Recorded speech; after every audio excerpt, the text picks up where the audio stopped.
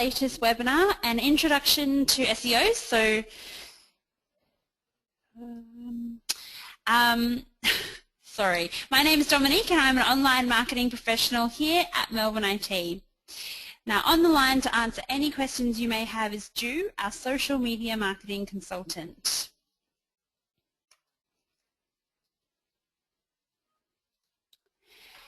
Now, before we get started today, there are a couple of things to go over. The first part is, this is the first webinar in a two-part series on SEO. The first webinar will touch on the basics, so you can build a greater understanding of how SEO works. We'll go through a brief summary of SEO, show you some key stats on how people are using search engines to drive traffic to your websites, and we'll also go through 5 key foundation techniques that you should start using or start to think about when optimizing your website for search engines. Hang on, I'll just go back to that one so you can see this.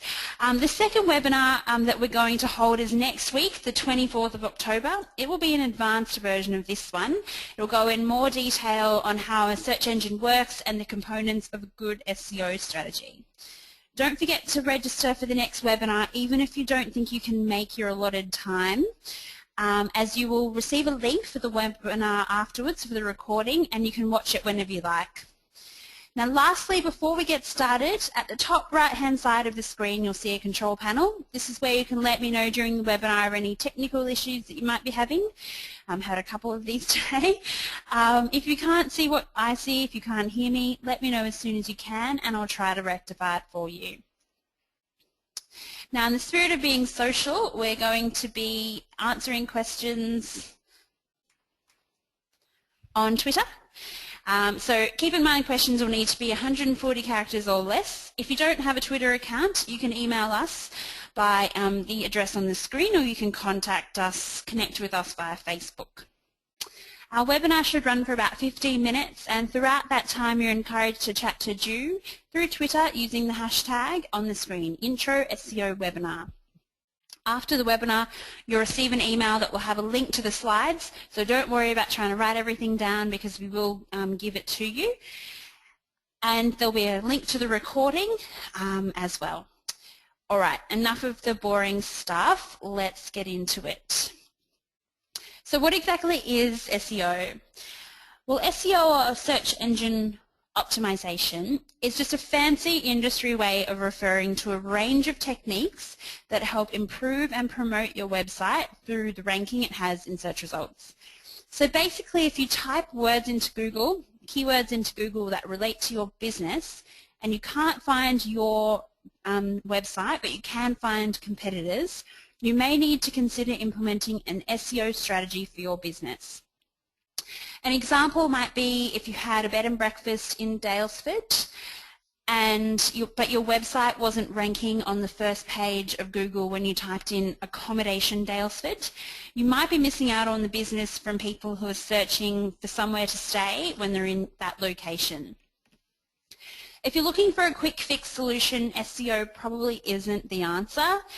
Effectively, you're trying to compete with other like sites for visibility. So it does take a while to kind of get to the stage where your website's completely optimized to get the best results. But the good news is with tools like this and these webinars and the other free online stuff that you can find, you can get a better idea of what you can influence yourself, what needs to be done to your site, and whether it's the right fit for your business as well. There are many layers to SEO, so you're trying to optimize your entire site for search engines. Things like the words on your page, to the way other sites link. Sometimes SEO is about making sure your site's structured in a way that search engines can understand. And there are heaps of other search engines as well. So there's Google, Yahoo, Bing, etc. But we're going to focus on Google today, mainly because it's one. I'll show you a slide in a minute that will show you that it's one of the bigger ones. And when you're ranked highly on one doesn't necessarily mean that that will be the same for the others. So it's good just to stick to Google for a start, and then you can do the others as you go along. So let's quickly go through the difference between SEO and PPC. So as you can see here, there are paid advertisements and there are also the organic. So in the black boxes, the outline boxes on the top and on the right hand side, there's a list, and basically a company will approach Google and say, for these keywords I want to rank, I want to appear. And every time that someone, a visitor, clicks on that link, they pay for it. So they're automatically at the top, but they do pay for that. Underneath in the red box is organic, and that's what we're talking about today. So it's ranking organically up in the top part. That's what you want to do. The internet is fundamentally changing the way people find, discover, share, shop and connect. If you look at this slide here, it shows you all of the different, this graph, all of the different ways what we do online. So things that we used to do offline, we don't do them offline as much anymore. Things like searching for a product. We don't necessarily use Yellow Pages as much, the book. You know, we go online to find something close to where we live. We read the news online, we play games online, we shop online, we even connect online. You know, there's less of the phone calls, more of the Facebook, that kind of thing. Some other stats for you to think about. 61% of all internet users do their research online. 75% never scroll past the first page of the search results. If you think about your own personal behaviour, if you behave in the way, do you, when you search for something, necessarily go to page 2, page 3, page 4? When was the last time you went to page 5 to look for something? It's usually in the top 5 results on the first page. Other things like 20% of monthly searches are for local businesses, and 65% of all searches are done on Google. So whilst there are other hold on a minute. You guys can hear me okay?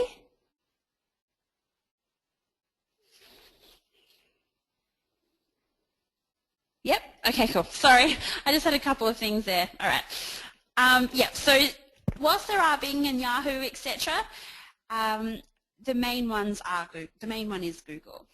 All right, let's get into the nitty-gritty.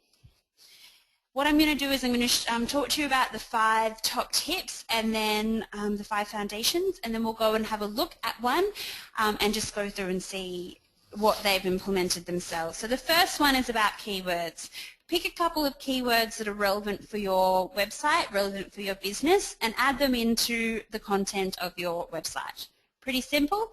Make sure you add relevant keywords in the first and last paragraphs. Make sure it's readable.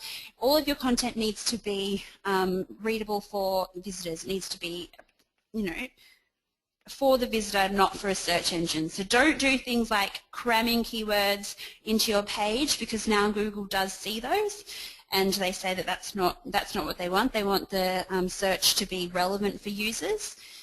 Don't do things like hidden text, duplicate content, all of that kind of stuff. Don't copy content from someone else, and don't duplicate content across pages. Always write unique content and update it regularly. The next one is to make sure all the links on your website work. So a good SEO practice is to go through your website and make sure that all the links work and that they go to a relevant page. If you think about SEO like a spider, so if we're thinking about the way an SEO, the way a search engine looks for and ranks your website, basically what happens is it's like a spider crawling through tunnels. So at the end of every tunnel is a web page, and if a spider can't go through the tunnel, if there's no entrance to the page, it means that there's no way for them to read it necessarily. So if you've got a page there and it's not linking somewhere else, it's probable that Google won't be able to find it. And so if there's lots of keywords, lots of content, you update it regularly but the link is broken and Google's looking through there, they may not actually pick up that page. It's important to make sure the links work. The good news is that identifying links that work and don't work is really easy. There's lots of free tools you can use, and it's a quick one that you can change yourself as well, so you can update that quite easily. The third tip is relevant anchor text. Now, anchor text is the text that is used to link to another page. So for example, you will have seen things like click here, contact us, all of that. We recommend that instead of telling a user to click here, that you should use keywords to describe the link. So instead of click here for accommodation, do things like book accommodation on the Gold Coast, and kind of explain that. I'll show you an example in a minute. Tip number 4 is to always include alt text for images. The term alt text just means alternative text, and it's used to describe in words what an image is about. So if you look at a picture on a website, say you're seeing a picture of a beach, you can see that beach, but if there's a user that doesn't have images enabled, or if you're a search engine, they can't see that image, they can't see the beach. So you have to explain it to them so that they know that that's what you put up there. That's how you make those sorts of things relevant and count. So what you need to do, instead of doing things like putting up a picture of a building and writing building.jpg, you should do a descriptive file name, so accounting or taxation office, things like that. That's a really quick and easy one to do, and an easy one to identify. Alright, the last one is to be careful of paid links. Now we'll talk a little bit more about links next week, but links, it's important to have lots of different relevant links on your website and going to your website as well. So if you pay for a link, which you can do, it's fine, but you need to make sure that Google knows and that you're being honest about it. Really what Google's trying to do is level the playing field. They don't want people with big purses to be able to rank higher just because they have lots of money. They want the results to be relevant for the user, because Google is there for the user. And if the user sees things that aren't necessarily relevant, then they might go to a different search engine. So it's important to them that all of the examples are relevant. Everything that comes up is relevant. So just make sure that if you're paying for links, or if you've got an SEO company that's paying for links on your behalf, that they are making sure that they've demonstrated that to Google. Okay, let's do my favorite part. Let's go to Google. Say we're feeling like we want to go on a holiday skiing in New Zealand. Okay, the first result is newzealand.com and something I prepared earlier. Oh, here we go. Now we go to the tourism website for Pure New Zealand. This is about skiing. So the first thing off our list is keywords. Let's do a Control F, which is a find, and we will maybe not do, well, yeah, we can have a look at New Zealand. So there are 16 mentions of New Zealand on this page. Let's look at skiing. There are 14 mentions of skiing, 34 mentions of ski. So you can see here they've actually put those keywords in. It's keyword rich, but it's not too much. So if you just do a quick browse of what they've written, picture yourself skiing. They're painting a picture. It's a story. It's about what they want you to do, and it's about what the page is about, which is the most important thing. They've not just shoved keywords and for it to not make sense as well. So they've done that really well. Keyword thing, tick. Next one, we're going to have a look to see if there are any broken links on this page.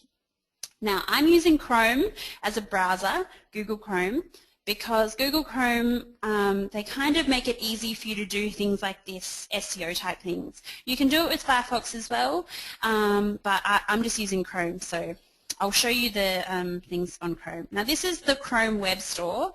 I show you just home. It's just all different apps and things you can put on there. You can see here I've got an ad blocker, I've got a color picker, that kind of thing, and we'll just type link checker. And you can see the one I've actually installed on my browser. You can install any of them. They all do relatively the same thing. And we'll just run it. Click on it here, check my links. So you can see on the right-hand side, it's doing it quite quickly now because I've actually tested it. And there are 2 links on this page that aren't going anywhere. And if you scroll down, you can see how they've highlighted in green the ones that work, and they've actually highlighted in red the ones that haven't as well. So that's a really, you know, free thing to do. It's really easy. It's something you can do right now on your website. So give it a crack when you get off this. Now the other things that we're looking for are anchor text. When you scroll down here, you can see there's a link to read more about Central North Island skiing holidays. You know how I know that? Because they've actually written it out, and that's a great way of demonstrating anchor text. So they've really done it a lot here. They've done it in the next article, etc. It's all about making sure that there are keywords and things in that link. Now I'm going to show you something. Let's go down to an image. Here we go. Now, keep your eyes on the screen here. I'm going to explain how to do this, and we're going to look for alt text to see if they've actually put alt text on their images. So we do a right click on the image, go down, inspect element. It'll have a bunch of code down here. What we need is the highlighted bit. We go to alt equals skiing Mount Hut. Try another one. Go down to the highlighted text. Alt equals a sunny day's skiing at Cardrona Alpine Resort. So you can see that they've put the alt text in so that anyone who doesn't have images or a search engine can see what the images are about. So I've done that really well as well. Okay, let's go back to it. Now, here's just a brief overview. If you do nothing else, make sure you do the things on this page. So this is your homework now. Go back to your desks or go onto your website and try and do these things for it. So see if you can check all the links on your website that go to a specific page. If you can't list them down, if they don't link, list them and get your web developer or whoever to fix them up for you. Don't just use click here as anchor text, link it to a web page when you link it to a web page. So put the keywords in there, use relevant keywords in your content, update it regularly, write unique content, and make sure there's a brief description for all the images as well. Okay, that brings us to the end of today's webinar. I apologise for all the technical problems and stopping in the middle, but hopefully you've gotten some good stuff out of this webinar, and that you'll join us again next week, or at least register for next week. It'll be a little bit more advanced, so if you found this one a little bit easy, then the next one might be right for you. As part of the webinar today, I'm really excited to offer you the chance to have a personalised SEO report done for you. These are really cool. They compare the SEO of your website to a competitor that you identify yourself. So if you've got someone that you compete with for the market, you can have a look at them versus you, and it will just show you what you're doing right, what you need to improve, and what your competitor is doing. So if you'd like a free report, they're for free, so you can, no charge or anything. So click the link that Drew will share with you, or you can type report into the box and we'll get someone to contact you and get the information for the report. And if you ever have any questions, you can type help or you can speak to someone. Don't forget to register for next week, and thank you so much for attending. I hope to speak to you again soon.